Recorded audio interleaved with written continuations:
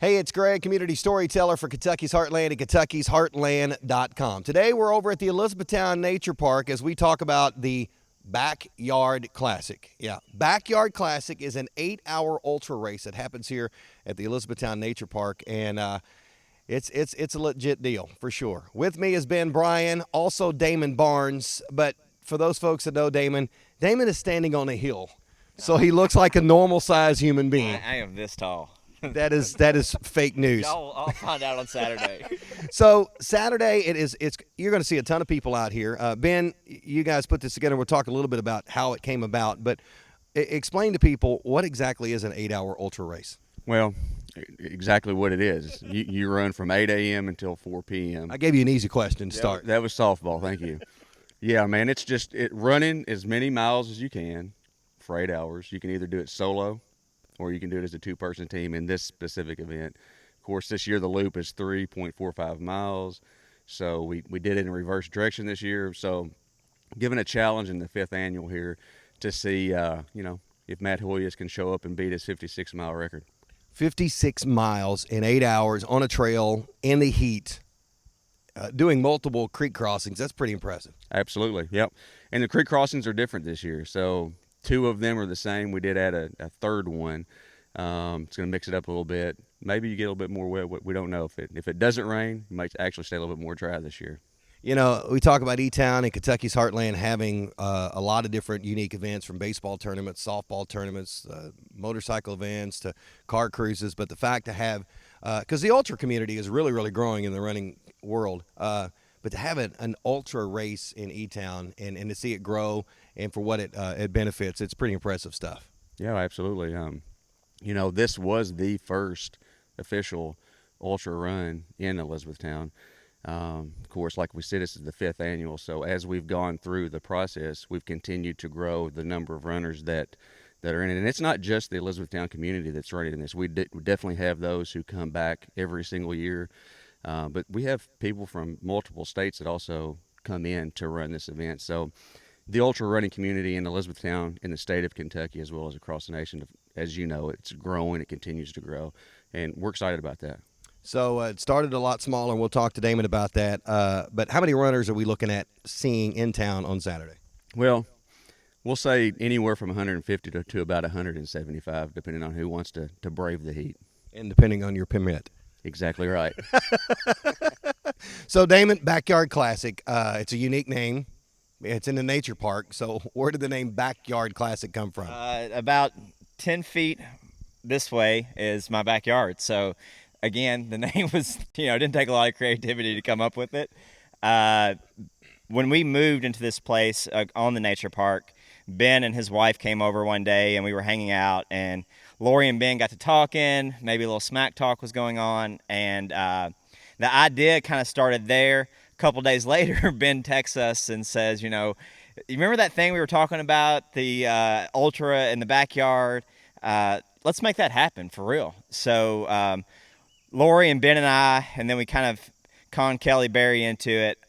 We started talking about it, and so the first year we invited 20 people, and 15 of them showed up, and we had a dry race board, and you just tallied your laps as you came through. The funny thing was, the only people who ran it solo were my mom and her friends. The rest of us all ran on teams. But it was really cool. So people heard about it because when you do something like that, the word gets out. So over the course from one year, the first year to the second year, we had a lot of inquiries, how do I get in this race? How do I get in this race? Well, this race was never intended to be a race. It was just something we did because we could. And, the first year we staged everything in my backyard. We didn't even come into the nature park as far as staging. We just ran in the park. And it's a public park, so we could run in it. So we had to go through all of, what does it take to put on a race, and how do we put on a race, and all those things. So in that time, once we realized that we were going to have, the first year we had, or the second year, the first year in the public, we had around, I think 110 people. So we realized we were going to make some money, and we didn't know what to do with the money because we didn't really have any intentions on being race directors, which if you know me now, you'll all laugh because I'm a race director with Greg and Jeff. But so our idea was just to give all the money to charity. Ben and I actually lost a few $100s the first year because we ended up just paying for stuff so we could have our charitable contribution to be really high. So then we went through the discussions of what charities, and after the first year, a lot of people didn't know, but the first year, Lori ran, and a few of us knew that she had cancer and was going to have surgery actually the following, I think it was a Wednesday, maybe in Tuesday. It was Tuesday or Wednesday after the race. So she ended up getting her cancer treatment and all her radiation treatment over here at Cancer Care Center from Dr. Seither, and it just seemed like a natural fit, Pretty much everyone in our community has been, affected in some way by cancer, and giving the bulk of the money to the Cancer Care Center just felt right. And we also wanted to give back a little bit, because a lot of times, when you do these type of races, you do create an impact on the trails. So we wanted to give back to the organization that maintains the trails, and I wasn't a board member yet, but Ben was a board member of Green Space, and so Green Space is the organization that maintains. So we decided we wanted to give some contribution to Green Space as well. So over the years, I think we've raised around $35K. Is that right, Ben? For sure. Yeah, and after this year, we'll probably be north of 40, nearing 50K over the 4 years. So we feel really good about that, and it's still the same thing. It's not like races where you at least make your money back. We just get to where we're at, give everything else away. So anyways, long story. That's how it started, and that's how we got to where we are today. Mm-hmm. We got runners coming through right now. Hey, this guy's training for the race himself. Look at him. He's not going to stop, though. The best thing about it is he just flashed in front of the camera. Yeah. Chris is going to look really good on camera, Yeah. Now he's like, I was really fast in that deal. Oh, yeah. So I think this is his first training run. So the Backyard Classic on Saturday, and you give it to the Cancer Care Center and some money to Green Space. And the cool thing about it, man, is that this is as Damon mentioned, it's a trail that people can walk anytime and run anytime they want to. So I don't think some people in this community realize that you can get over 3 miles of trail just over in the nature park. Oh yeah, absolutely. If you hit all the trails in the nature park, you can get almost 3.5. You can get 3.45. Yeah, 3.45 because That's what I hear. That's what the measurements are. Yeah. I mean, we're touching all of them. We wheeled that thing. Yeah, it's official. It's an official distance. That's exactly right. But yeah, I mean, this is trail that is open to the public 24/7, 365. Green Space maintained trails.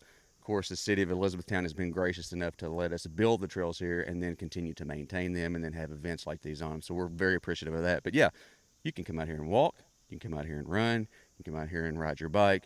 You can come out here and push your strollers. I mean, we see it all. People out here doing the E-Town Rock thing where you're looking for rocks. You're coming out here training for cross country, et cetera, et cetera. So these are awesome. Come out here. If you're watching this or if you see this, we're telling you, these are trails that you should be using. They're beautiful. There's all kinds of wooded creek crossings, open meadows. It's an awesome place to come. On Saturday, we would love to have people come out because this is, again, the Backyard Classic we're raising money for the community with the Cancer Care Center and the work that Green Space does.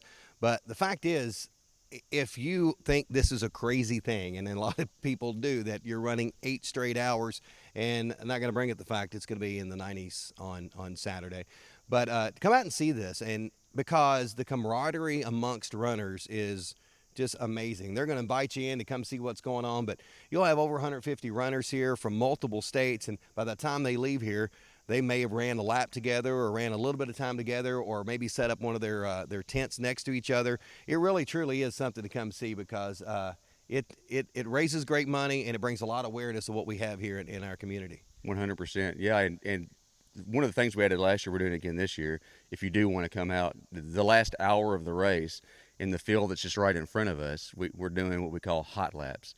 And the runners it's a 0.33 mile loop. And you can walk it or run it for the last hour, and that's where we have the event the last hour. You can come out here as a spectator and yell and scream and ring your cowbells and encourage these folks because they're trying to hit their goals.